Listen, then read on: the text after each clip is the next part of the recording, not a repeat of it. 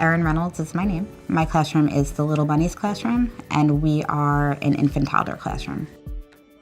My favorite aspect of teaching is watching the babies that we get turn into their own person. They have their own personalities that they develop while they're in here.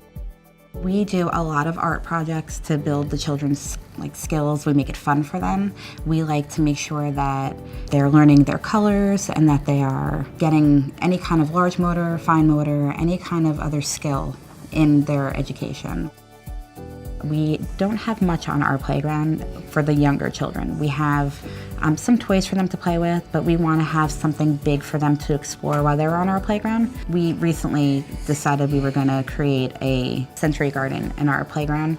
We are going to have a sound garden, we're going to have an actual garden, and we're going to have an exploration center for the children. They love music and they love digging, they love exploring everything, and they're at a perfect age to start teaching them how to grow their own food and how to take care of a plant. Goddard School is a great place to work. They have a learn through play aspect of their education, which is really important because children need to play. So we try to make sure that all of our activities have the children's full engagement so they can do hands-on. Erin has a very kind, gentle personality. She's very nurturing, and I think that just brings a warm atmosphere to the room. She also does a great curriculum in her room. She really puts her all into it, and it really fulfills the flex learning that Goddard stands for. We knew when we met Erin that she was very special.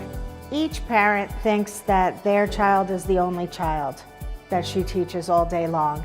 And she really inspires the other teachers, and it really changes the whole energy of the school.